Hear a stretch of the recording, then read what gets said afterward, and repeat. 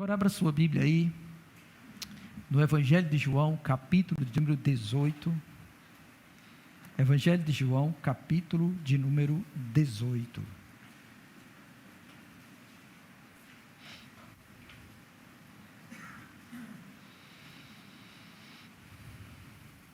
Evangelho de João, capítulo de número 18.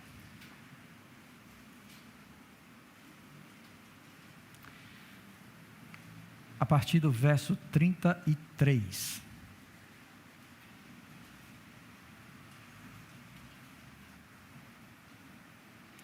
Todos acharam, amém? João capítulo 18, a partir do verso 33, diz assim a palavra do Senhor. Tornou Pilatos a entrar no pretório, chamou Jesus e perguntou-lhe: És tu o rei dos judeus? Respondeu Jesus: Vem de ti mesmo esta pergunta, ou te o disseram os outros a meu respeito? Replicou Pilatos: Porventura sou judeu? A tua própria gente, os principais sacerdotes, é que te entregaram a mim. Que fizeste? Respondeu Jesus: O meu reino não é deste mundo. Se o meu reino fosse deste mundo, os meus ministros se empenhariam por mim, para que não fosse eu entregue aos judeus, mas agora o meu reino não é daqui. Então lhe disse Pilatos: Logo, tu és rei? Respondeu Jesus: Tu dizes que sou o rei. Eu para isso nasci e para isso vim ao mundo, a fim de dar testemunho da verdade. Todo aquele que é da verdade ouve a minha voz. Perguntou Pilatos: Que é a verdade? Amém. Vamos orar? Maravilhoso Senhor, estamos, Deus, reunidos em Teu nome, Senhor, para celebrar a Ti e ao Teu amado Filho Jesus Cristo, Senhor, que nos comprou para Si. Ó Pai, e desejamos, Senhor, que o Senhor edifique os nossos corações em Tua palavra, e que o Senhor nos conceda, Senhor, compreendermos a porção de texto que acabamos de ler na noite deste dia. Que Teu Espírito, ó Deus, ilumine cada um presente neste lugar, e seja cada um, ó Deus, enxertados com o conhecimento do Senhor, para edificação de sua vida, Senhor, para a alegria da sua alma perante a Tua gloriosa presença. Ó Deus, em nome de Jesus, tire todo impedimento e barreira nesta hora, e toda dispersão, Senhor. Também te peço que o Senhor cative a nossa carne, para que a nossa mente, ó Deus, não se distraia, e que o Senhor, ó Deus, possa, Senhor, falar poderosamente ao nosso coração. A nossa alma necessita do Senhor e tem sede de Ti. Então fale conosco, meu Senhor, e por Tua graça também te peço, Senhor, que o Senhor conceda-me a sabedoria, e possa, Deus, o Senhor, instruir-nos em tudo que devemos falar na noite deste dia, para a glória do Teu santo nome, e para a edificação dos meus irmãos, em nome do Senhor Jesus Cristo, amém. Louvado seja Deus.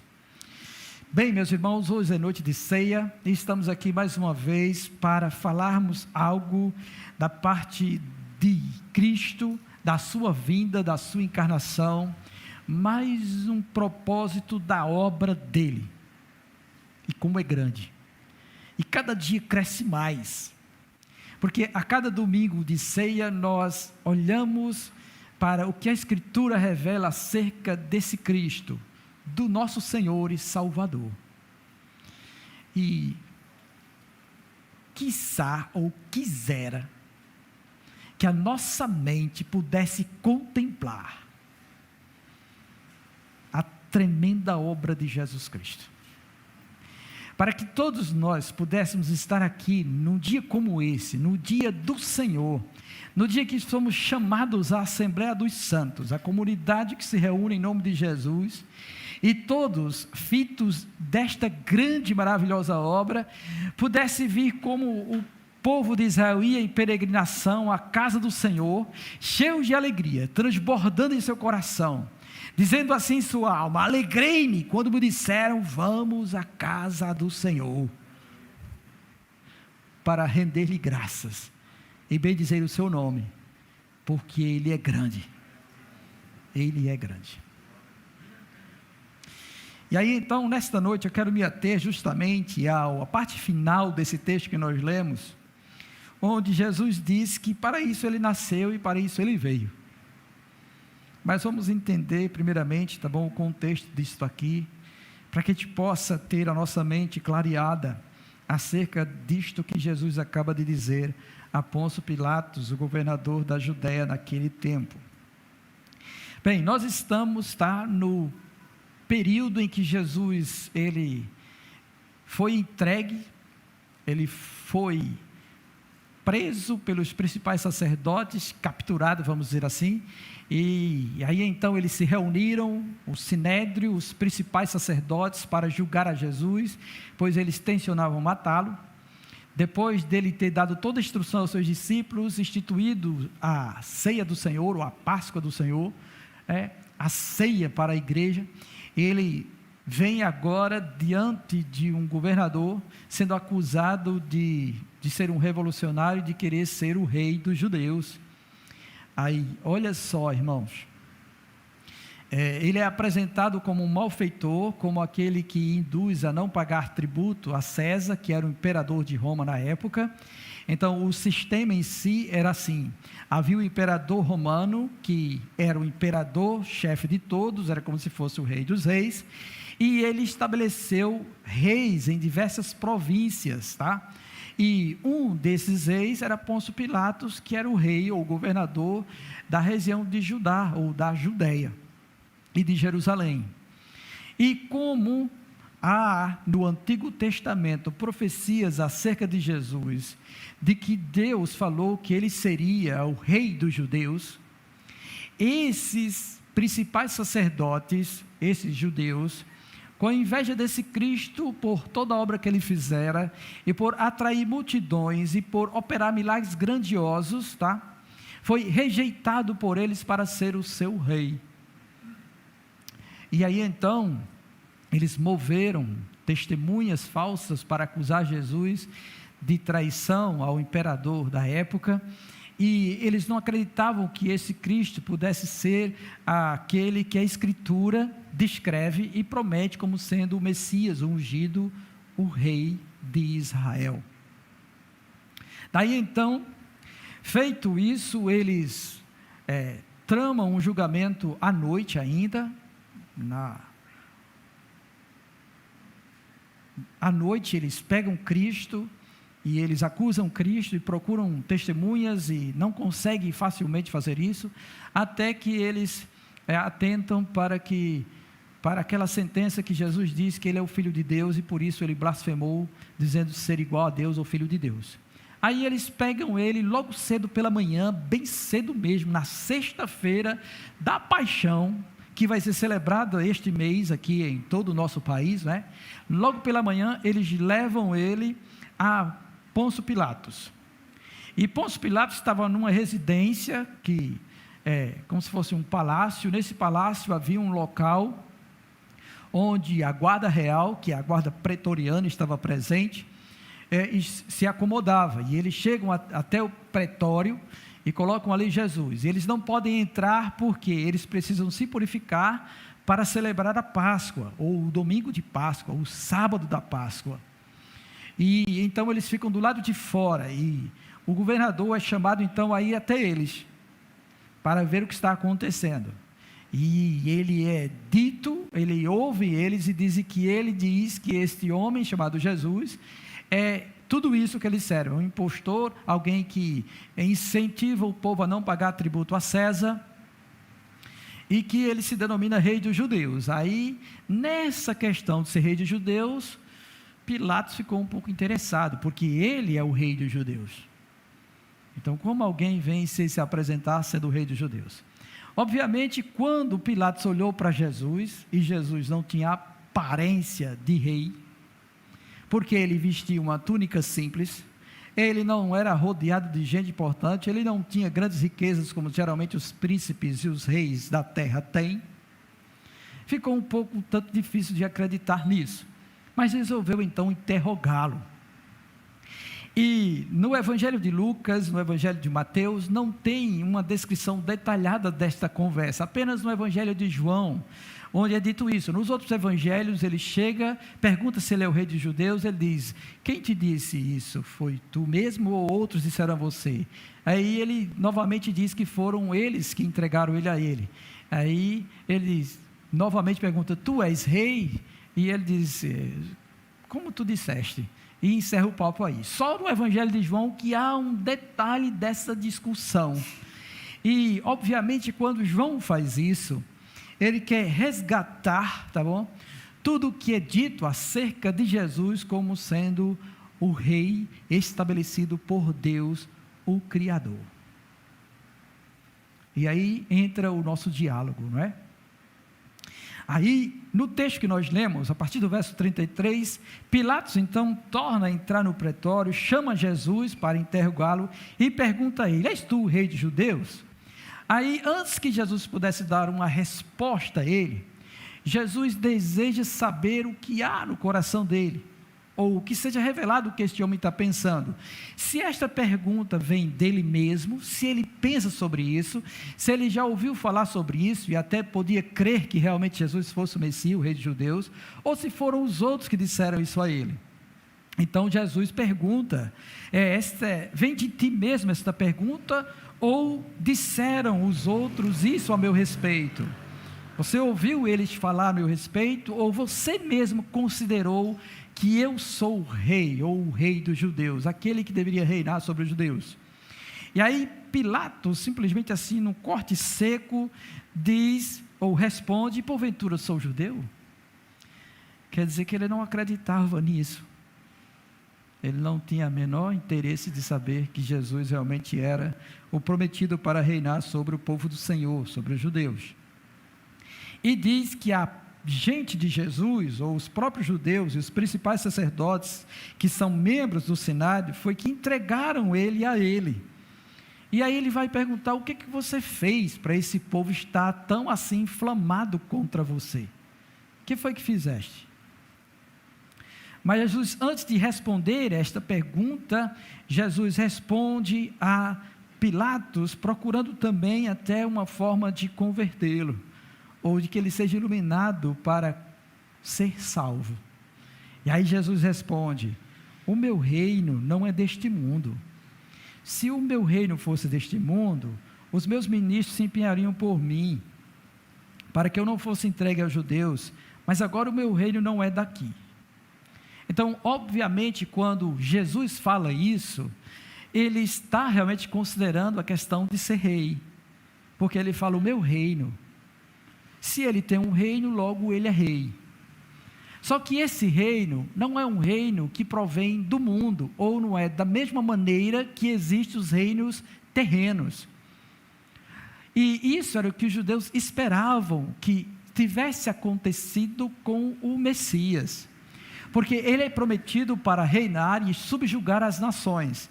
Então eles estavam esperando um rei terreno, alguém que estivesse um cavalo pomposo, um cavalo real, e que viesse com suas tropas para libertar eles da opressão de Roma, da nação que estava subjugando eles, e pudesse erguer novamente Israel como uma grande nação, como nos tempos do rei Davi. Nos tempos do rei Davi, como Deus era com ele, Davi saiu fazendo guerra com todas as outras nações vizinhas, e saiu subjugando todos eles, e todos eles passaram a ser vassalos de Israel, passaram a pagar tributos a eles, e lhe obedeciam em tudo, serviam ao reino de Israel, porque Deus assim determinou que acontecesse com Davi. Após a passagem de Davi, sobe ao trono o rei Salomão. Salomão não precisa mais guerrear, porque o reino já está estabelecido. E aí eles lembram dessa época em que Israel tinha a sua glória, e era um reino potentoso, a ponto de meter medo nos demais. E como Salomão deu continuidade a isso, para que não houvesse guerra, ele acabou fazendo alianças, casando com princesas de outras nações, e assim manteve o reino em paz por mais de 40 anos, até que em sua velhice ele se desviou. Daí então os profetas são levantados para anunciar a chegada do novo rei, porque devido desviar-se do povo do Senhor, o próprio Deus os entregou às nações estrangeiras. Outros reis dominaram sobre eles.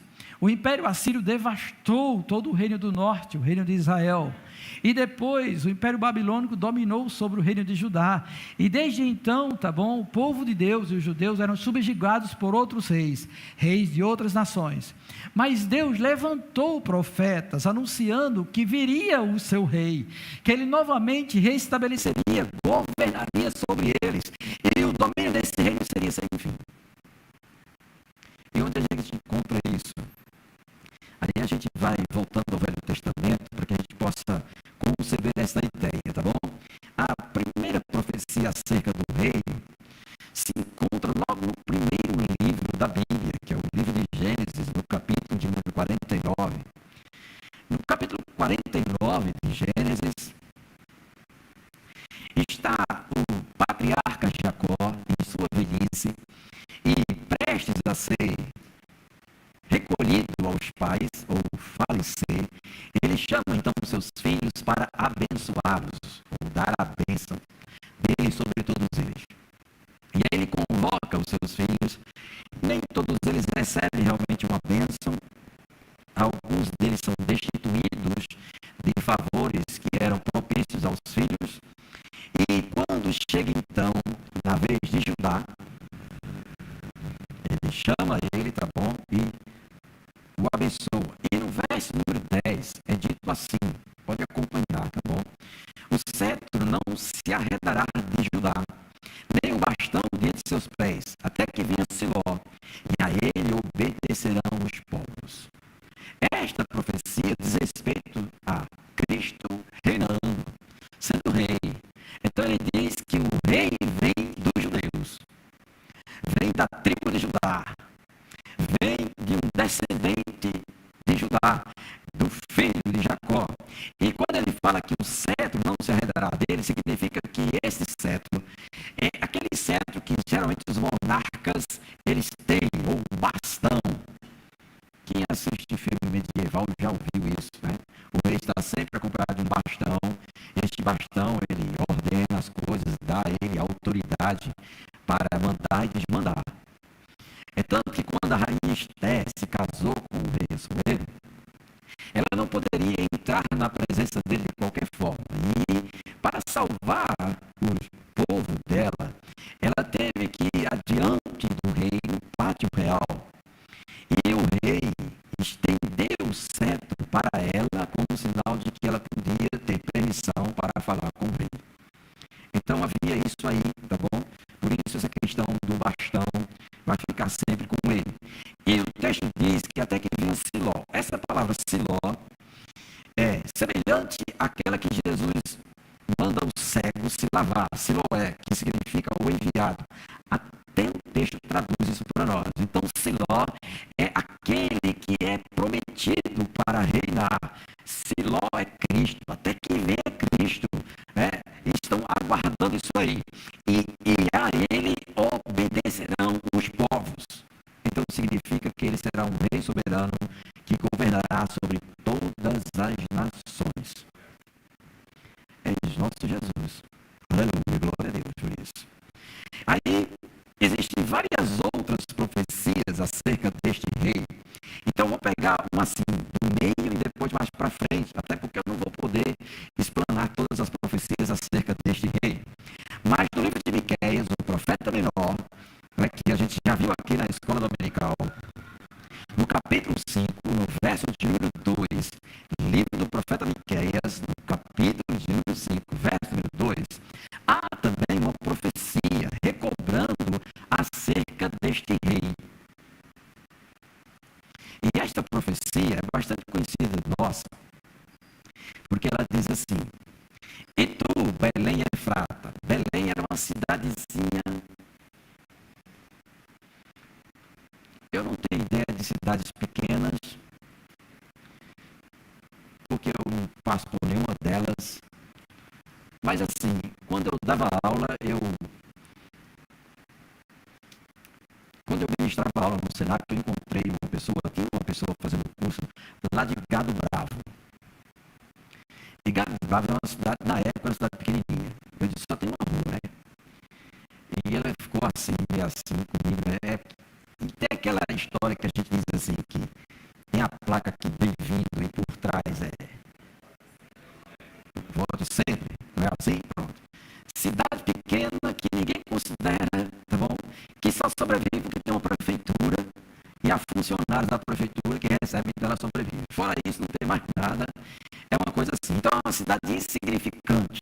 Mas o Senhor é justamente esse Deus que faz estas coisas. Ele pega as coisas insignificantes e torna elas assim honradas. E ele fez isso com Belém. E aí ele diz, no verso 2 de Miqueias, capítulo 5, que esta cidade, Belém Efrata, pequena demais. Olha o que ele diz. Pequena demais para figurar como grupo de milhares de Judá. De ti me sairá o que há de reinar em Israel. E cujas origens são desde os tempos antigos, desde os dias da eternidade. Então aqui está o anúncio de que esse que vai reinar, ele já era, desde os tempos da eternidade, o Filho de Deus, eterno como Pai. Este era quem deveria vir e reinar. E o texto diz que é dessa cidade que virá este rei. Hoje pela manhã, na aula da professora Poliana, na Escola Bíblica Dominical, nós vimos a visão do profeta Zacarias sobre duas oliveiras junto ao candelabro, tá bom? Que é a igreja do Senhor, e duas oliveiras, e essas duas oliveiras, elas representam, juntamente com os vasozinhos assim, tá? Representam o rei e o sacerdote, dois ofícios, tá? Que Deus fez existir para que pudesse apontar para Jesus Cristo, como sendo o rei e o sacerdote do seu povo. Porque para governar um povo é necessário alguém que comande, então há um rei que faz isso. Para mediar a parte de sacrifício e oferta, Deus institui o sacerdote e dá a ele também diretrizes para ensinar o povo a lei do Senhor. E existe a figura do profeta, tá bom? Que é para trazer as mensagens de Deus de arrependimento, para que o povo se volte para ele. São esses três ofícios presentes no Antigo Testamento, que estão reunidas em Cristo, desde a sua encarnação e a sua ressurreição. Ele é, hoje, o profeta, o sacerdote e o rei do seu povo. De nós, louvado seja o Senhor, não é? E no livro do profeta Zacarias, que é pertinho aí, tá bom? Já chegando na metade da Bíblia, o livro do profeta Zacarias, no capítulo número 6, vai falar sobre o renovo. Essa palavra renovo, ela também é usada no profeta Isaías para descrever o broto de Jessé. O broto de Jessé significa que vai sair alguém da linhagem de Jessé que há de reinar sobre Israel, sobre os judeus. E no capítulo 6, no verso 12 e 13, é dito assim: e disse-lhe, assim diz o Senhor dos Exércitos, eis aqui o homem cujo nome é Renovo, ele brotará do seu lugar e edificará o templo do Senhor. Ele mesmo edificará o templo do Senhor e será revestido de glória, assentar-se-á no seu trono e dominará, e será sacerdote no seu trono, reinará perfeita união entre ambos os ofícios, o de sacerdote e o de rei, vai ser unido numa só pessoa. E a profecia dada aqui, tá bom? Tinha a ver com o sacerdote Josué, a qual ele foi coroado. E quem estiver acompanhando a Escola Bíblica Dominical, tá bom? Você pode assistir as aulas anteriores no nosso canal no YouTube, no ACVPM, ou vir aqui à Escola Bíblica e acompanhar de perto a professora Poliana ministrando sobre isso. Mas ela ainda não chegou no capítulo 6, ela está no capítulo número 4. E já fala sobre essas visões das duas oliveiras. do rei e do sacerdote, desses dois ofícios. Aqui no capítulo 6, o Senhor já está juntando tudo numa pessoa só, e essa pessoa, que é chamada de renovo, tá? Eles entenderam como sendo Josué na época, mas isso aponta para Cristo, para o nosso Jesus, que foi interrogado por Pilatos. Ele será aquele que vai governar, que assentar-se-á no trono do Senhor, e que ele edificará o templo do Senhor. Tudo isso concorre para nós. Se a gente juntar aquilo que já é dito no Novo Testamento acerca disso, em que Jesus diz, em Mateus capítulo 16, que ele mesmo edificaria a igreja, e depois, nas cartas dos apóstolos, é dito que a igreja é o templo do Senhor, que nós somos santuário do Deus vivo, onde Deus está em nós e por meio de nós, e que Cristo é o cabeça da igreja, e que é Ele mesmo supridor do corpo, e que nós recebemos toda a direção dEle, e Ele reina sobre nós, aleluia. Então nós entendemos que o nosso Jesus verdadeiramente é Rei, e que está reinando. Louvado seja Deus por isso. Então nós temos isso aí. Agora eu quero que você vá para o Evangelho de Lucas, que aí a gente já chegou na outra extremidade, tá bom? No capítulo de número 1, onde trata-se do anúncio do nascimento de Jesus. Agora o anjo Gabriel vem até Maria, que foi escolhida para ser a mãe de Jesus, a mãe do nosso Salvador. No verso de número 31, Lucas capítulo 1, verso 31,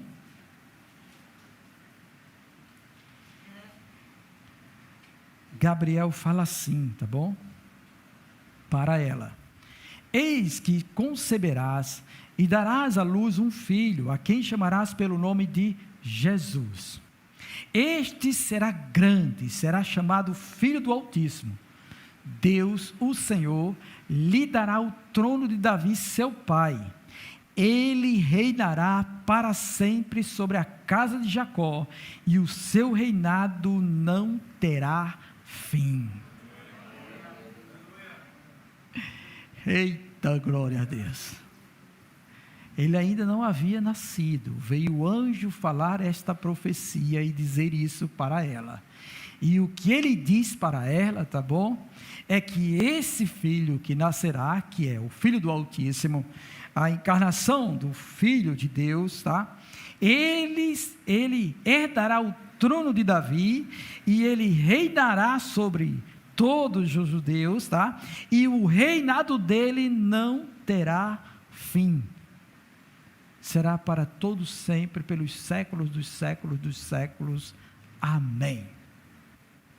Diante desta realidade, olhando para o nosso texto, em João capítulo número 18, nós aí então entendemos que Jesus tinha consciência dessa questão, deste reinado, e que ele realmente era rei, por isso ele fala que o meu reino não é daqui.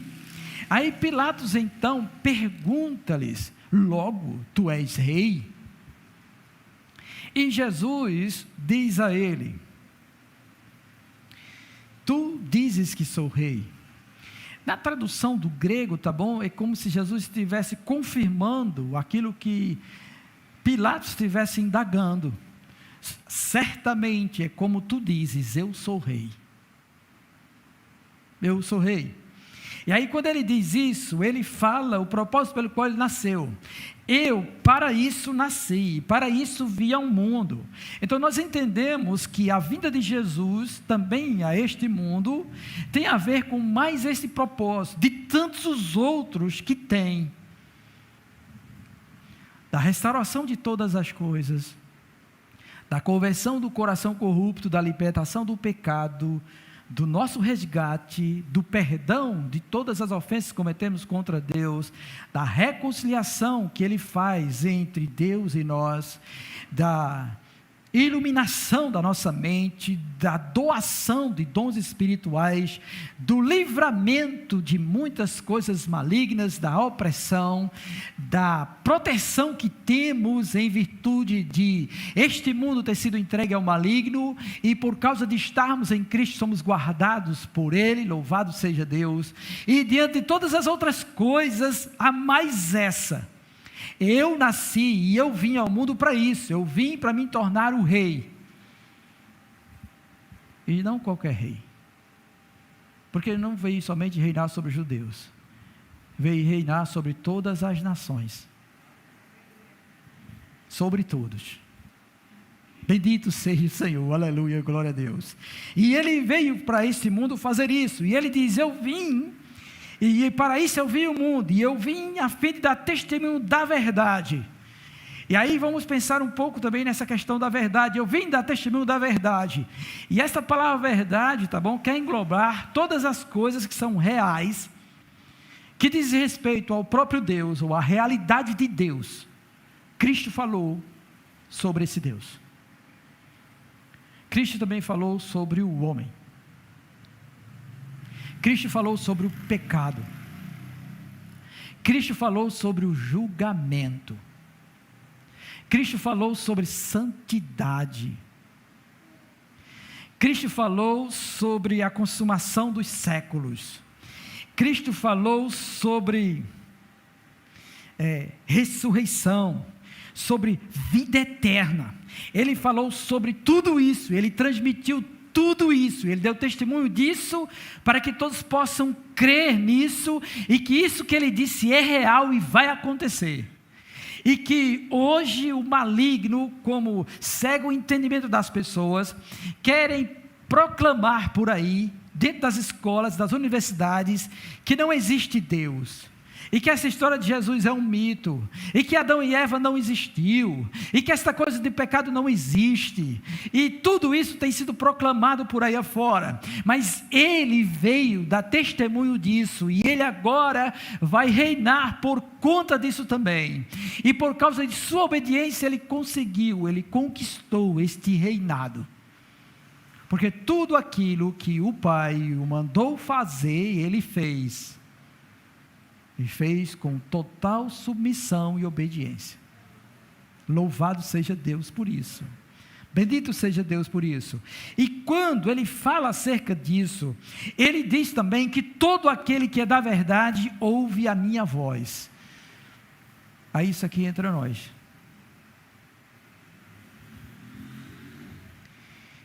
Todo aquele que é da verdade ouve a minha voz, ou acredita em tudo o que eu falei acerca disto, acerca de que existe um Deus que criou todas as coisas, e que ele criou o homem à sua imagem e semelhança, e por conta do pecado ele está irado, e em sua ira que ele manifestará sobre todos aqueles que não creem nele, ele destruirá todos e condenará todos ao inferno.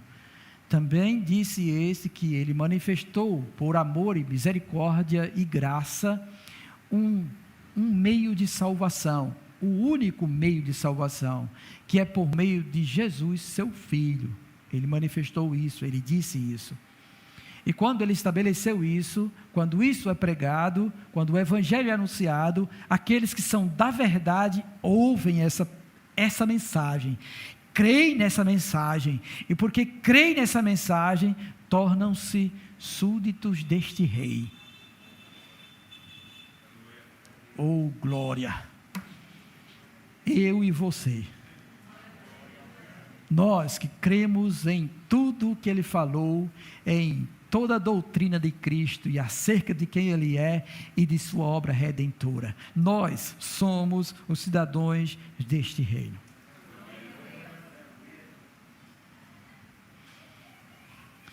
E é interessante a forma como Jesus diz isso, né? Ele não diz assim: você precisa ouvir a verdade para ser desse reino. Ele diz: todo aquele que ouve isso e crê nisso e segue isso e abraça isso. Louvado seja o nome do Senhor. E Pôncio Pilatos, então, ao ouvir resposta de Jesus, ele simplesmente ignora e pergunta: o que é a verdade? No verso seguinte, a gente vê o desprezo que ele dá, porque imediatamente ele sai da presença de Jesus e vai lá fora conversar com os judeus, vendo que pelo diálogo que ele tem com Jesus, parece mais que esse homem é um louco do que está falando a verdade. Só que aí vem a questão para nós, hoje, porque estamos vendo algo ou lendo algo que já sucedeu há cerca de 1990 anos atrás, porque Jesus tinha mais ou menos a idade de 30 ou 33 anos. Então, mais ou menos este período de tempo, isso já sucedeu, já aconteceu.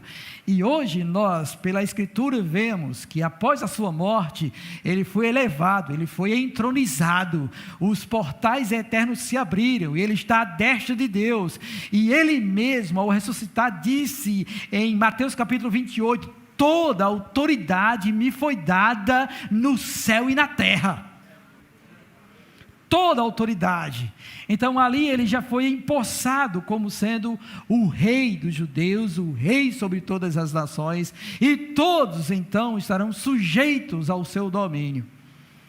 E hoje, irmãos, nós podemos contemplar essa autoridade deste rei, e a maneira pelo qual ele se tornou rei também. Primeiro porque era a vontade de Deus, as profecias esclarecem isso, o salmo que a gente leu diz isso: eu te gerei, eu já escolhi o meu rei, eu vou botar você sobre o meu santo monte, e você reinará e governará sobre todos. Era a vontade do Senhor. Segundo, que a realidade, ou digamos assim, a ratificação dele como rei, foi dada por causa de sua obediência, de sua total submissão à vontade do Pai. E isso está escrito em Filipenses capítulo 2. Em Filipenses capítulo 2, o texto vai dizer que esse Jesus, ele foi obediente até a morte, e morte de cruz. Ele foi obediente até a morte, e morte de cruz. A partir do verso 6 diz: pois ele, subsistindo em forma de Deus, não julgou com usurpação ser igual a Deus, antes a si mesmo se esvaziou, assumindo a forma de servo, tornando-se em semelhança de homens, e reconhecido em figura humana, a si mesmo se humilhou, tornando-se obediente até a morte e morte de cruz.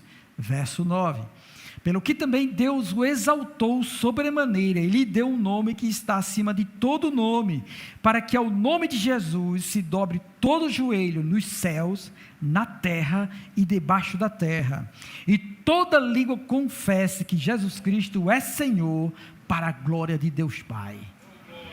Eis o nosso rei.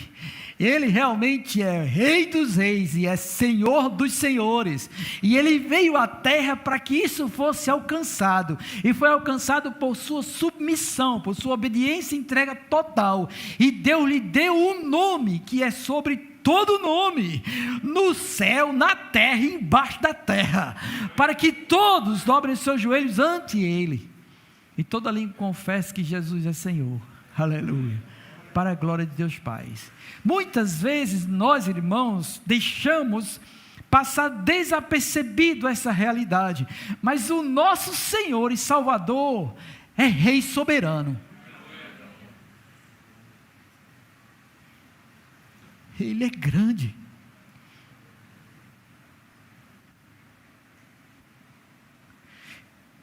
Ele é grande.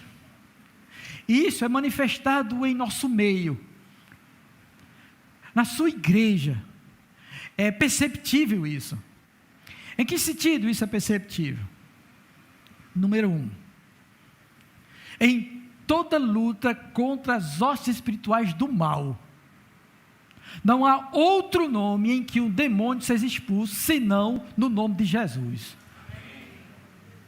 Não há ninguém que possa retirar ou libertar alguém da possessão de um demônio, da opressão dele, senão pelo nome poderoso de Jesus. Somente ele, e por meio dele, alguém pode ser livre da opressão dos anjos malignos, das trevas. Não é interessante isso? Porque ele reina, e até os anjos lhe se submetem. E a gente vê isso no Evangelho, quando os demônios têm encontro com ele, eles se prostram diante dele. Eles se prostram diante dele, e que temos nós contigo? E ele manda calar a boca e não revela que ele é Senhor. Ele é Senhor, irmãos. Aleluia, glória a Deus. Ele é Senhor. Bendito seja Deus por isso, não é? Aí, outra dádiva acerca disso, é que João fala lá na primeira carta de João, no capítulo 5, que aqueles que nascem de Deus, o maligno não lhe toca, porque aquele que nasceu de Deus, ou seja, Jesus, tá? Que herdou este reino, ele nos guarda. Ele nos guarda. Já ouvi vários testemunhos de pessoas, inclusive até o irmão Diogo também testemunhou sobre isso, que antes de ser realmente de Jesus, ele conheceu um colega espírita, de mesa branca. E aí ele, interessado nesse negócio de conversar com quem? Com a alma de quem já morreu, né? Ele queria ver o espírito da pessoa e conversar. Ele tinha interesse nisso. Aí falou para o seu colega levou o nome dele lá para a roda lá, para a mesa lá, e aí foi colocado o nome dele lá, para eles fazerem lá as orações, os mantras dele lá, e etc e tal. Aí veio uma mensagem de lá. De repente, esse rapaz parou de conversar com o Diogo, de falar sobre o espiritismo e etc e tal. E ele que conta isso com mais detalhes, tá bom? Depois, se quiserem perguntar a ele, vocês perguntam esse testemunho dele. Aí ele ficou inquieto, porque era. Rapaz, tu me falava tanto e eu falei que queria conhecer, porque tu não me leva lá e etc. Não. Pai, aí ele disse, Diogo, é porque eu levei teu nome lá. Aí, a resposta que veio foi, ei, não traga ele para cá não. Não, tem uma coisa nele, não dá para ele vir para cá não. Se ele vir, ele vai bagunçar o negócio aqui. Na hora a pessoa não entende, né? Aí Diogo se sentiu ofendido, achando que foi rejeitado, insultado. Não, pode ir lá e falar que eu quero ir lá, não sei o quê. Mas aí depois ele veio entender que quem é de Cristo, se ele entrar num lugar desse, atrapalha tudo, não desce demônio, não há revelação, não há coisa nenhuma. E nós temos outros testemunhos para ir afora também, de que quando um crente entra num centro de macumba, nenhum demônio aparece, eles simplesmente são travados por causa do Rei Jesus, do nosso Jesus. Isso é tremendo, irmãos, isso é grande. Também a gente observa no Velho Testamento que é dever do rei julgar com a justiça reta, com equidade. O trono de justiça deve ser o trono do rei. Então, quando havia demanda entre um cidadão contra outro cidadão, eles eram levados diante do rei. Lembram da história das mulheres que tiveram 2 filhos, e uma mulher, ela acidentalmente dormiu em cima do bebê e matou, aí pegou o filho da outra e disse que era seu, aí foram diante de Salomão, e Salomão tinha que julgar. Aí Salomão disse, vamos fazer o seguinte, já que é assim, vamos partir o menino em 2, e cada um fica com uma parte. Aí a mãe, não querendo ver a morte do filho, né, a mãe que gerou realmente a criança, disse, não, deixe com ela. E a outra disse, nem meu nem teu. Então essa não era a mãe. Aí Salomão imediatamente já julgou a causa, dizendo, pegue a criança e dê a essa que disse que podia entregar o filho para não ver o filho morto. Era missão do rei julgar, ouvir as demandas e julgar, né? Hoje também o nosso rei, Jesus, está julgando nossas causas. Toda causa que vem contra nós, ou toda opressão que vem contra nós, de maneira injusta, se nós nos apresentarmos diante dele, ele como sendo o Rei dos Reis e Senhor dos Senhores, ele manifestará a sua justiça a favor de quem é justo. Então, ainda que nós venhamos a cair na mão de pessoas, e que essas pessoas procurem nos oprimir, e que digam falsidades contra nós, descanse. O seu rei vive, e ele vê todas as coisas, e ele julga retamente, e a causa ele vai julgar de forma que realmente aquele que é digno da vitória receba. E isso é uma alegria para nós, se você tiver certo, porque se você tiver errado, ele dá ganho de causa para o outro.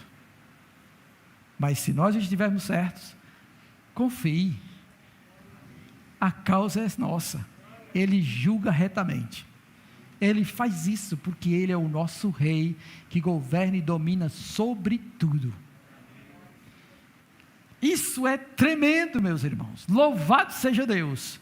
Além disso também é dever do rei cuidar dos seus súditos, e este rei, ele é capaz de fazer milagres extraordinários, para cuidar de nós. Ele ordena as coisas, ele manda. Vocês lembram que Deus tem o poder de mandar até os animais servirem os seus servos? Ele faz isso com os corvos para alimentar Elias, né? Ele fez isso com a baleia para engolir Jonas e deixar Jonas vivo, depois vomitar Jonas na praia, ele fez isso também. Ele sabe fazer estas coisas, ele faz isso. Então, quando os seus súditos estão em necessidade, e nós clamamos ao nosso rei, ele ordena que a bênção chegue, e que toda necessidade seja suprida, porque ele é um rei que cuida do seu povo.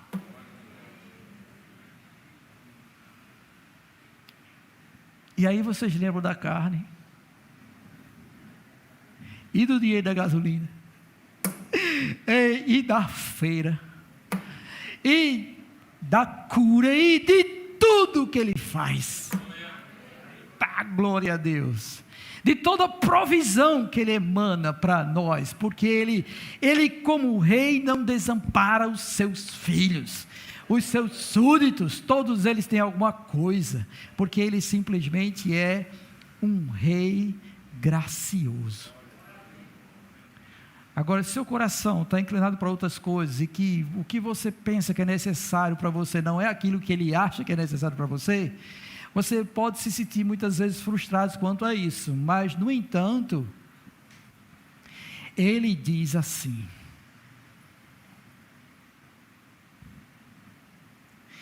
olhai para as aves do céu, elas nem cegam nem semeiam, e Deus as alimenta. Não valeis vós mais do que as aves? Depois ele diz: olhe para o lírio do campo, nem Salomão com toda a sua glória se veste como um deles. Ora, se em Deus, ele dar o alimento às aves, e ele veste as lírios do campo, quanto mais a vós, homens de pequena fé. Ele diz isso. Então ele cuida de nós. O nosso rei providencia o que é necessário para nós, porque ele governa sobre tudo. Aí é lindo e maravilhoso ver na história esse agir de Deus a favor do seu povo, em vários aspectos. Talvez muitos aqui tenham testemunho disso já. Eu tenho testemunhos disso, da providência de Deus em minha vida. Ele tem cuidado de mim, como tem cuidado de muitos outros que depositaram sua fé nele, confiam nele, que ele realmente é o guarda de sua vida. Ele faz isso. Ele faz isso também no que diz respeito à cura e a libertações. Ele está disposto sempre a nos ajudar. E outra coisa maravilhosa que nós encontramos nessa questão de Jesus Cristo ser rei, é que por o reino dele ser um reino que está acima do reino dos homens, se fôssemos pedir uma audiência com um presidente ou com um governador de alguma nação, teríamos que ligar para alguém, tentar marcar uma agenda, encontrar algum espaço para poder expor nossa causa ou falar alguma coisa. E esse homem podia até nos receber e ouvir, na maior dificuldade do mundo a gente conseguir isso. Aí depois que ele ouvisse, ele ia atentar para alguma coisa, como ele tem muitas demandas, talvez até desconsiderasse o nosso caso e nem ligasse para nós, e deixasse o caso rolar e você se acabar e morrer e não ser resolvido. Com Jesus não é assim.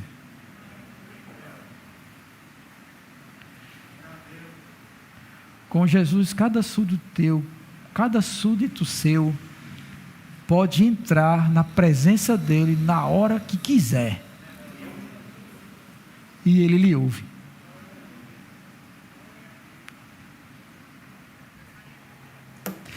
Oh, glória! Ele lhe recebe. E ele não precisa de secretário para agendar data e hora. Basta que você chegue-se a ele e ele lhe recebe. E ele lhe ouve. E você pode explanar o caso, derramar o seu coração, expor tudo que você está sentindo, e ele pacientemente lhe ouve. E ele não fica um pouco tanto indiferente com a sua causa, nem tampouco menospreza o que você está sentindo, mas ele ainda vai mais além, porque ainda que você não saiba o que está causando lá na profundeza da sua alma, ele sabe. E por ele saber disso, ele providenciará a solução ideal para o seu caso. Até porque ele é Rei dos reis e Senhor dos senhores. E quando a palavra dele é proferida, não há quem impeça daquilo que ele falou ser feito e realizado na sua vida. Não há força contrária que possa impedir o agir de Deus a favor dos seus filhos. Isso é lindo, irmãos, isso é maravilhoso, isso é tremendo. E é mediante esta realidade, isso que nós acabamos de ver, isso que ele diz e declara de si mesmo: para isso eu vim com esse propósito, eu vim para ser rei sobre tudo e sobre todos. E ele realmente é, e agora ele está entronizado à destra de Deus, governando todas as coisas, inclusive a nossa vida. Que tal a gente descansar nesse rei? Repousar nos cuidados do soberano Senhor Jesus Cristo. E ouvir aquela exortação que ele diz a Marta: Marta, Marta, você está atribulada e preocupada demais com as coisas, mas uma coisa só é necessária. E Maria escolheu a certa. Esteja aos pés de Jesus e ouça o ensinamento dele. Isso vai trazer verdadeira paz ao nosso coração e à nossa alma. Ele é fonte de vida para nós. Todas as demais coisas se acalmam na presença do grande rei, porque ele tem autoridade até sobre o vento, sobre o mar, sobre tudo. Ele é rei. Então, diante dessa realidade e diante desta maravilhosa notícia que nós recebemos esta noite, a minha exortação ou aplicação para você: descanse no Senhor, creia no seu rei, adore o seu rei e deleite-se na presença desse rei. E este rei, esta noite, deseja receber seu sacrifício de louvor, sua ação de graça, sua gratidão, porque ele tem cuidado de ti. Amém? Então vamos orar para isso? Vamos ficar todos de pé um momento. Louvado seja Deus. Aí o Ministério de Louvor já se encaminha para cá. Aqueles que estarão para servir a mesa do Senhor também vem para cá. Maravilhoso Deus. Bendito e engrandecido seja o teu santo nome, meu Senhor, por ter colocado sobre o teu filho, Senhor,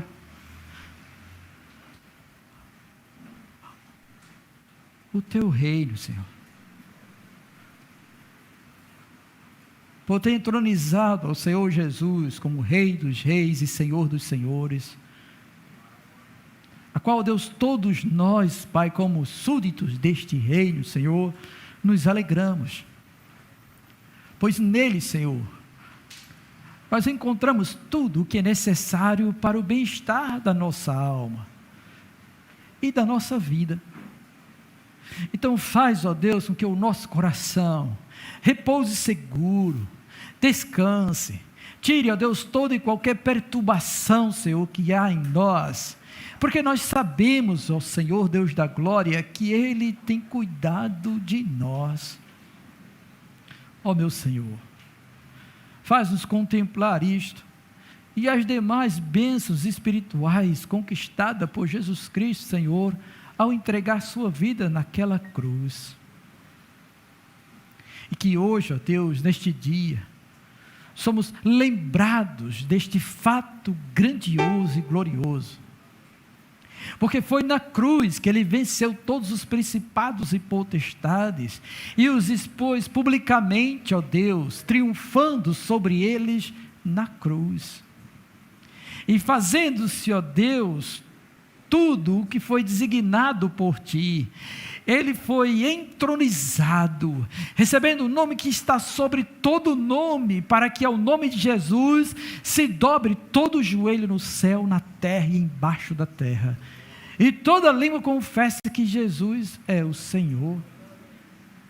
E mesmo, ó Deus, ainda havendo, Senhor, muitos reinos rebeldes ao senhorio de Cristo, sabemos que naquele grande dia, todos eles, ó Deus, serão subjugados, e todos eles prostrarão seus rostos diante do Rei da Glória, do nosso Jesus, e nós estaremos ao seu lado, contemplando o seu triunfo, ó Deus. Bendito e agradecido seja o nome dele, digno, ó Deus, de receber todo o principado, Senhor. Pai maravilhoso, e que isso, ó Deus, não seja, Senhor, removido nossa mente, nosso coração, mas que isso nos fortaleça, Senhor, e alegre a nossa alma em dias difíceis e de tribulação, porque o Senhor é o nosso Rei, e Ele cuida de nós. Obrigado, Senhor, por tudo, em nome de Jesus Cristo. Amém.